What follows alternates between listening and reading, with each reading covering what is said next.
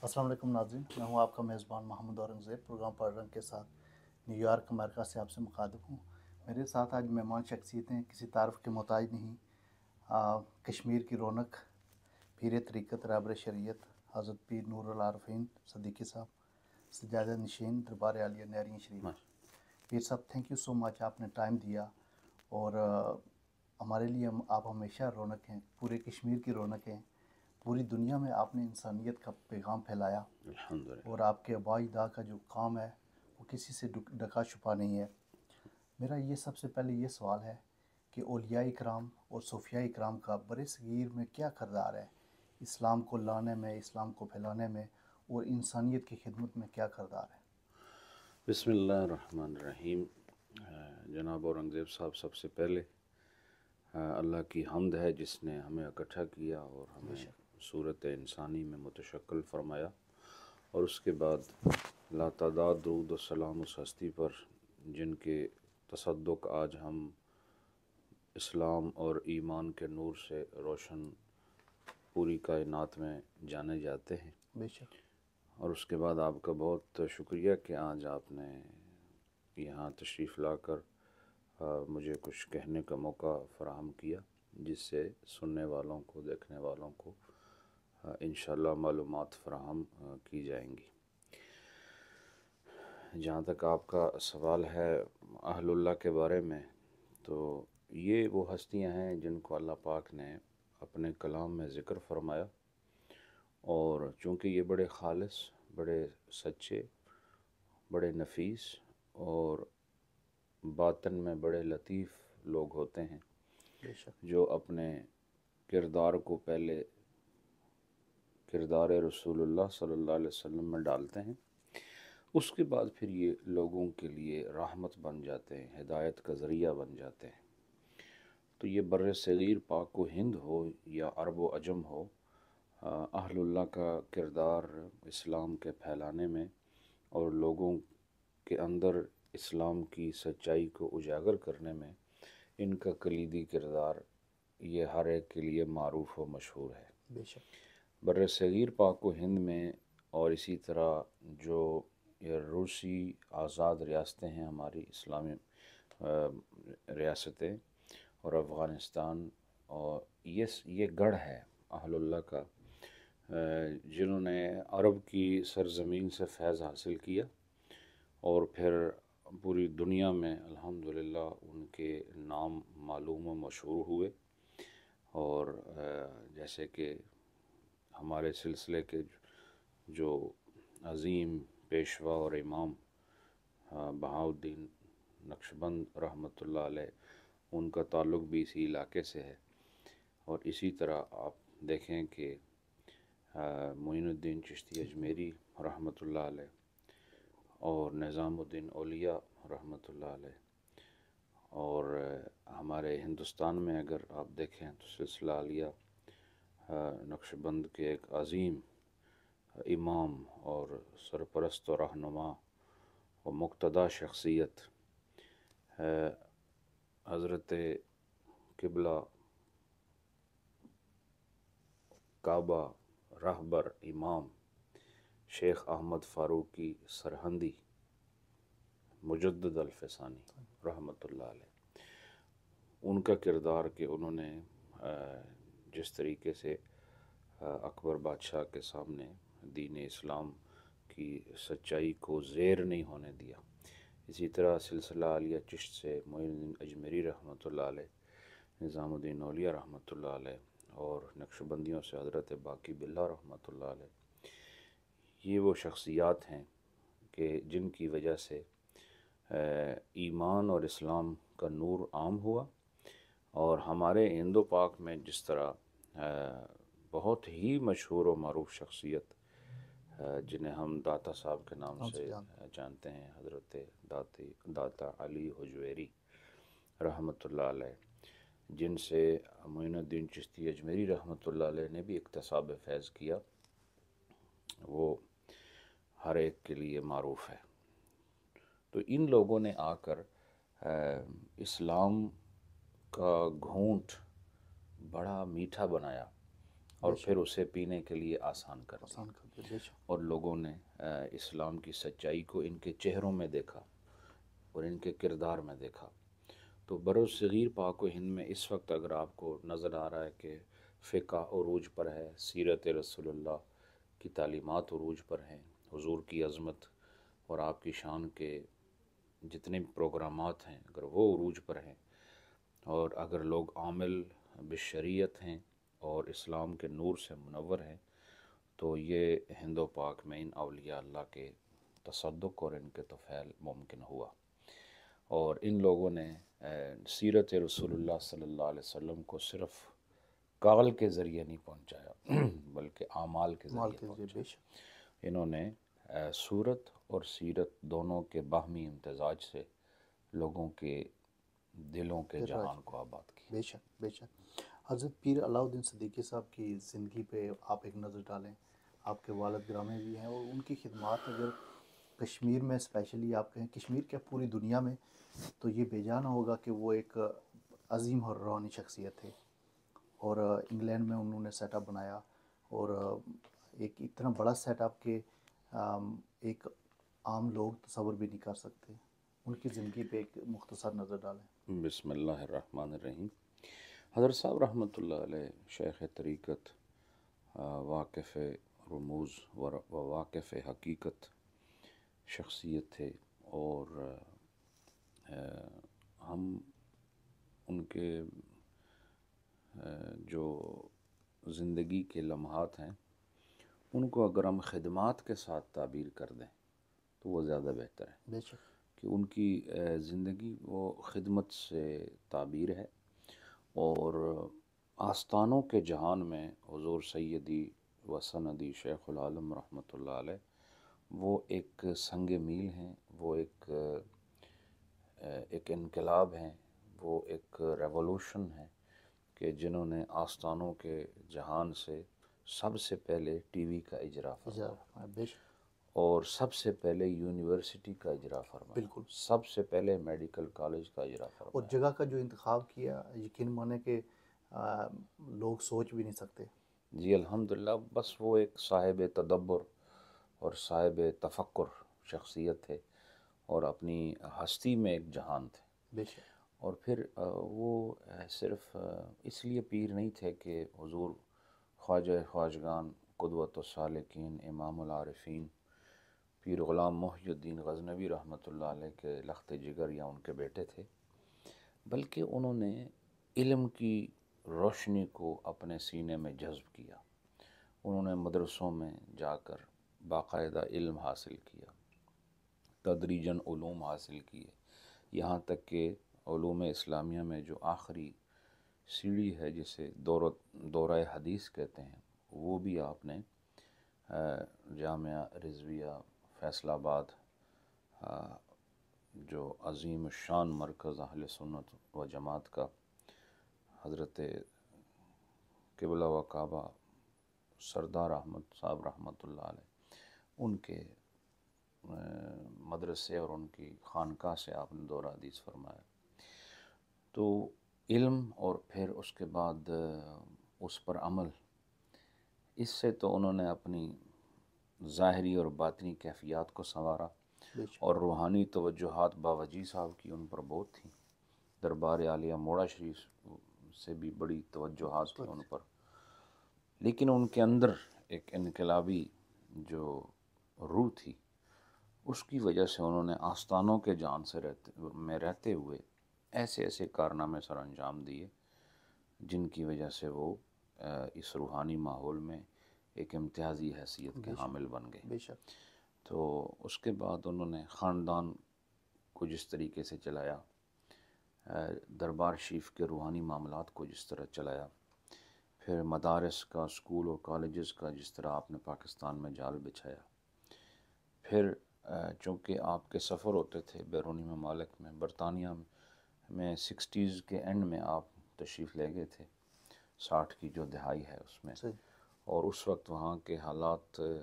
بڑی دشوار تھے مسلمانوں کے لیے، اور بہت کم آبادی تھی مسلمانوں کی اس مخصوص وقت میں، مخصوص زمانے میں۔ حضرت صاحب نے وہاں کی جو شدت ہے، سختیاں، وہاں کی مشکلات، ان کو جھیلا اور تدریجاً وقتاً فوقتاً وہاں بھی الحمدللہ اپنے مراکز قائم کیے، اللہ کی ضربیں لگائیں، بے شک لا الہ الا اللہ کا ذکر کرایا، اور روحانی جو درس ہوتا تھا آپ کا، یعنی صوفی کا تو یہ کمال ہوتا ہے کہ اس کی گفتگو، وہ جب بھی منہ کھولتا ہے، زبان کھولتا ہے، تو اس کے کلام میں علم بھی ہوتا ہے، لیکن علم کے ساتھ عرفان بھی ہوتا ہے۔ بے شک بے تو شک یہ علم و عرفان کے باہمی امتزاج سے حضرت صاحب رحمۃ اللہ علیہ نے برطانیہ کی سرزمین پر بڑی مذہبی اور ایمانی اور اسلامی ماحول قائم فرمایا۔ تو الحمدللہ ہم بھی ان کی اس شخصیت سے گو کہ یہ عام طور پر دیکھا جاتا ہے کہ باپ اور بیٹے کی باہمی قربت کی وجہ سے اکثر جو اولادیں ہیں وہ اپنے والدین کے جو کمالات ہیں وہ ان سے محروم رہ جاتے ہیں، بہت زیادہ قربت کی وجہ سے، چونکہ قربت میں آدمی صرف والد سمجھتا ہے، لیکن ہم نے ان کو اپنا شیخ بھی مانا، بے شک اپنا پیر اور اپنا مربی اور اپنا استاد بھی مانا، اور آج اس کی جو تاثیرات ہیں وہ ہم اپنے اندر محسوس کرتے ہیں۔ تو حضرت صاحب رحمۃ اللہ علیہ ایک اعلیٰ منتظم بھی تھے، ایک مفکر بھی تھے، ایک باصفا صوفی بھی تھے، بے شک اور نباز وقت بھی تھے، اور ایک جلیل القدر عالم دین بھی تھے، اور الحمدللہ وہ خاندان کے لیے ایک رہنما بھی تھے، اور آخر میں یہ کہوں گا ان کے لیے کہ وہ آستانوں کے جہان کے لیے ایک مثال تھے۔ بے شک اس میں کوئی شک نہیں۔ پیر صاحب، دنیا کے کونے کونے میں ذکر الہی آپ کرتے ہیں، پاکستان میں دیکھیں، یورپ میں دیکھیں، اور امریکہ کا رخ کیا آپ نے، کیا سمجھتے ہیں کہ یہاں کچھ کمی تھی؟ جی، بڑا خوبصورت سوال کیا اورنگزیب صاحب۔ یہ اصل میں اسلام کے جو بنیادی اصول ہیں وہ تو ہر جگہ ایک ہیں، بے شک آپ مشرق مغرب شمال جنوب جہاں بھی جائیں گے، یا آدم علیہ السلام سے لے کر جناب رسالت مآب تک دین میں تبدیلی نہیں ہے، بے شک شریعت میں تبدیلی ہے۔ اس لحاظ سے دیکھا جائے تو دین کے لحاظ سے پوری دنیا میں جہاں جہاں صاحبان ایمان رہتے ہیں وہ اپنا اپنا کام کر رہے ہیں اور اسلام اور ایمان کے ساتھ جی رہے ہیں، لیکن روحانی ماحول ایسا ہے جیسے جسم کے ساتھ روح ہوتی ہے، بے شک اور اس کے لیے جو سالکین ہیں یا مریدین ہیں یا ساتھ نسبت رکھنے والے لوگ ہیں، جب تک ان کو صحبت میسر نہ آئے وہ روحانی کیفیات سے متکیف نہیں ہو سکتے، جب تک ان کو کسی اللہ والے یا وہ لوگ جو اللہ والوں کے ساتھ نسبت رکھ چکے ہیں ان کی معیت اور صحبت نصیب نہ ہو جائے تو ان کی زندگی میں وہ صرف سرسری اسلام تو رہتا ہے، لیکن اسلام کی جو وہ جڑیں ہیں وہ ان کے اندر پیوست نہیں ہو سکتی۔ بے شک اس لیے ایک ذہن میں یہ بات نقشہ بھی تھا کہ میرے حضرت جی رحمۃ اللہ علیہ کے قدم نے اس سرزمین کو بھی چھوا، تو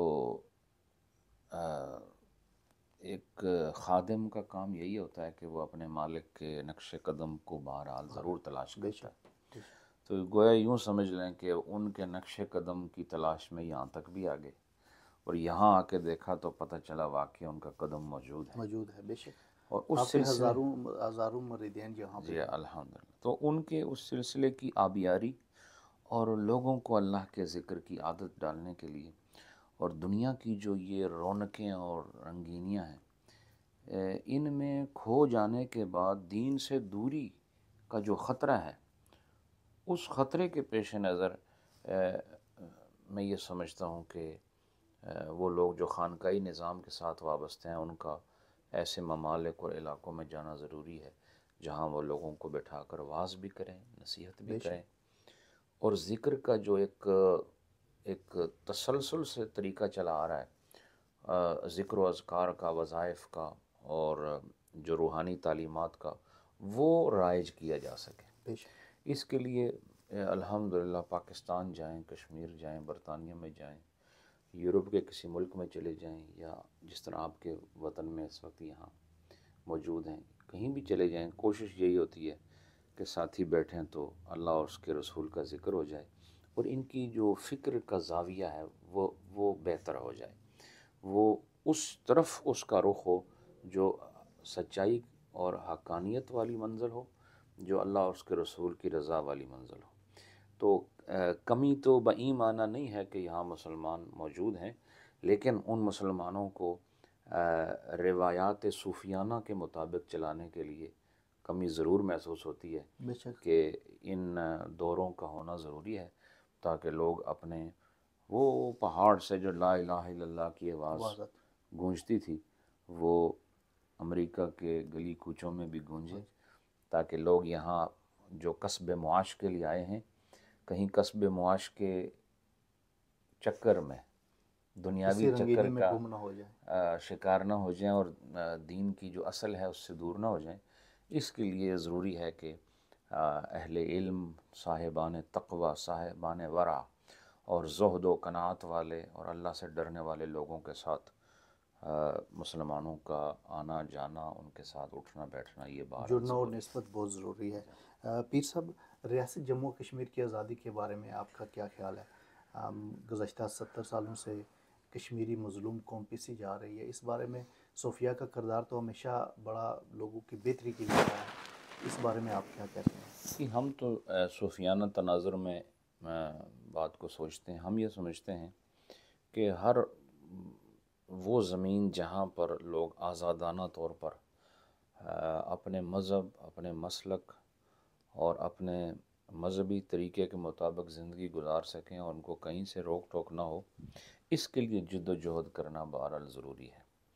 آزاد کشمیر یا جو کل ہماری ریاست ہے، اس کے حوالے سے قوانین موجود ہیں، اصول موجود ہیں، ضابطے پہلے سے طے شدہ ہیں، لیکن اس میں کمی اس طبقے کی نہیں ہے جسے ہم عوام کہتے ہیں، یہاں کمی اس طبقے کی ہے جو اس عوام کے سر پر موجود ہیں، اور صاحبان انتظام اور صاحبان اقتدار، وہ لوگ کہ جن کی آواز سنی جاتی ہے، چونکہ عوام زیادہ سے زیادہ احتجاج کرتی ہے کرتے ہیں بے شک۔ اور وہ کر بھی رہی ہے، اور کتنا عرصہ ہو گیا ہماری پیدائش سے پہلے کے احتجاج چل رہے ہیں، لوگ سڑکوں پر آتے ہیں، میدانوں میں نعرے بلند کرتے ہیں، ایوانوں کے آگے کھڑے ہو کر اپنی صلاحیت کے مطابق اپنا پیغام پہنچاتے ہیں، لیکن اس طرح لوگوں کی آوازیں صاحبان اقتدار کے اختیار کے اندر دب جاتی ہیں، بے شک صاحبان اقتدار کے اختیار میں، ان کی جو اختیارات ہیں ان میں ان کی آوازیں دب جاتی ہیں۔ وہ اگر اللہ اور اس کے رسول کا خوف رکھتے ہوئے، موت اور آخرت کا خوف رکھتے ہوئے ہمارے حکمران، چاہے وہ پاکستان کے ہوں یا آزاد کشمیر کے ہوں، اگر وہ اسے خالصتاً پاک نیت کے ساتھ آگے لے کے چلیں تو میں نہیں سمجھتا کہ یہ مسئلہ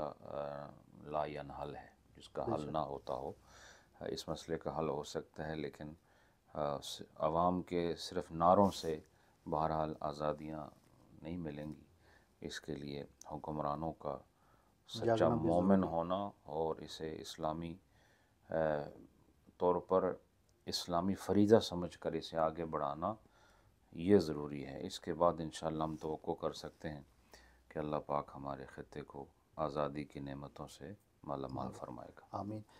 پیر صاحب، آخری کویسچن ہے کہ نوجوانوں کے لیے کیا پیغام ہے، اور اسپیشلی امت مسلمہ کے نوجوان آج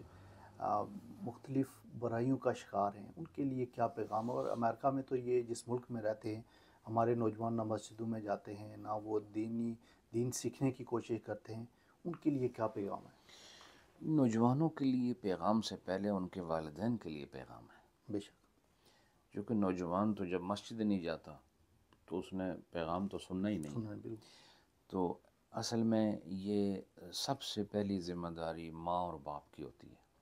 کہ وہ اپنی اولاد کو وہ سارے آداب سکھا دیں، وہ سارے ضابطے بتا دیں جو انہیں خود معلوم ہیں۔ جیسے کہ ہمارے پرانے لوگ جو یہاں بس رہے ہیں یا برطانیہ میں، تو جنہوں نے اپنے بچوں کی تربیت کی، وہ الحمدللہ وہ نمازیں بھی پڑھتے ہیں، اور زمانے کی جو جو یوں سمجھ لیں ناپاک کیفیات ہیں ان سے بھی اپنے آپ کو بچاتے ہیں۔ بے شک۔ اب مسئلہ یہ ہے کہ ہم مجموعی طور پر اگر ہم دیکھیں تو ہمارے ہاتھوں سے یوں سمجھ لیں کہ یہ نوجوان نسل ہمارے ہاتھوں سے جاتی ہوئی نظر آ رہی ہے، بے شک۔ اور اس کی وجہ جو ایک تو یہ کہ گھر سے تربیت نہیں ہے، اور دوسرا جو میڈیا عام ہو گیا اور یہ جو موبائل فونز ہیں، یہ ایک بظاہر تو لگتا ہے بڑی سہولت ہے، لیکن اس سہولت نے دنیا جہان کی خرافات کو اپنے اندر جمع کر کے اور نوجوان کے حوالے کر دیا۔ اور اس پر جو طرفہ تماشا وہ یہ کہ ماں باپ بھی اپنے چھوٹے چھوٹے بچوں کو جب وہ کچھ شرارت کریں یا تنگ کریں یا شور شرابہ کریں تو وہ ان کے ہاتھ میں موبائل دے دیتے ہیں تاکہ وہ اس میں مشغول ہو کر ان کو راحت دے سکیں۔ بے شک۔ جبکہ میں سمجھتا ہوں کہ وہ بحیثیت ماں اور باپ کے بہت بڑا ظلم کر رہے ہیں اپنے بچوں پر۔ یہ پہلے جو مائیں تھیں اور والد تھے، اس وقت موبائل نہیں تھا، ٹی وی بھی نہیں تھا، بالکل کوئی میڈیا کی چیز نہیں تھی، لیکن اور انٹرٹینمنٹ کی کوئی چیز نہیں تھی اس طرز کی، لیکن انہوں نے اپنے بچوں کو پالا اور ان کے بچے تابع دار بھی ہیں۔ ان کے بچے آپ دیکھیں آج بھی وہ جی رہے ہیں جن کے دور میں ٹی وی نہیں تھا، وہ کہ اکثر لوگ فوت بھی ہو گئے ہیں، لیکن وہ باادب بھی ہیں، ماں باپ کے خادم بن کر رہنے والے بھی ہیں، اسلام پر عمل کرنے والے بھی ہیں۔ لیکن ہم یہ دیکھ رہے ہیں کہ ہمیں اپنے اسلام کو اپنے بچوں میں داخل کرنا ہے، اور جو غیر اسلام والے وہ کہ جن کو اسلام کے ساتھ دشمنی ہے، ان کی کوشش تو یہی ہے کہ نوجوان نسل کو اپنے جو رنگینیاں ہیں اس کو تقسیم کر کے ان کو گمراہ کیا جائے، چونکہ یہ جتنے بزرگ ہیں اور خاندان کے جو بڑی شخصیات ہیں یہ آہستہ آہستہ دنیا سے کوچ کر رہی ہیں، اور پیچھے رہ جانے والے لوگ وہ اس قابل نہیں ہیں کہ وہ ایک اسلامی معاشرے کی حفاظت کر سکیں، چونکہ وہ ان چیزوں کے یہ جو میڈیا، موبائل اور انٹرنیٹ اور اس میں پھر جو نئی نئی اپلیکیشنز ہیں اسی میں ان کے زندگی کے اکثر اوقات گزر رہے ہیں۔ تو میں یہ سمجھتا ہوں کہ والدین کا کردار بڑا ضروری ہے۔ اب بھی جو چھوٹے بچے ہیں، میں نے خود تجربہ کیا ہے کہ جو بچہ 3 سال کا ہو اس کو بھی آپ سکھا سکتے ہیں، بے شک، اس کو بھی آپ بتا سکتے ہیں کہ یہ کام کیسے کرنا ہے، اور بچہ بالکل موم کی طرح ہوتا ہے، اور موم کے اندر نرمی ہوتی ہے، جس طرف مائل کریں گے آپ اس کو جو شکل بنائیں گے وہ بن کے پھر ہر سال وہ موم سخت ہوتی جائے گی، 5 سال میں اس کی سختی اور ہوگی، 10 سال میں اس کی سختی اور ہوگی، اور جب وہ 20 سال کا ہو گیا تو وہ سختی فولاد میں تبدیل ہو جائے گی، پھر اس کو موڑنا بڑا مشکل ہے، چونکہ فولاد کو موڑنے کے لیے اس کو پگھالنا، پہلے آگ میں ڈالنا پڑے گا، وہ اب آگ میں جانے کے لیے کوئی تیار نہیں، یعنی آگ سے مراد یہ کہ اتنا مشکل ان کو تربیت کے مرحلوں سے گزاریں تو ان کے لیے بہرحال یہ بہت دشوار ہوگا۔ تو رائٹ فرام دا چائلڈہڈ میں کچھ چھوٹے بچے وہ تربیت کے حقدار ہیں، ان کی تربیت ماں باپ کو کرنی چاہیے، اور پھر جو ہمارے ممالک ہیں جیسے یہ امریکہ ہے، کینیڈا ہے، یورپ ہے، دیگر جو غیر اسلامی ممالک ہیں، وہاں پر ضروری ہے کہ جو مساجد ہیں ان کے جو پروگرامز ہوتے ہیں اور جمعے کے جو خطاب ہوتے ہیں وہ زیادہ ایجوکیشنل ہونے چاہیے، موٹیویشنل ہونے چاہیے، اور اس کے اندر ایک اسلامک میٹر ہونا چاہیے، رادر دین ٹیلنگ سٹوریز،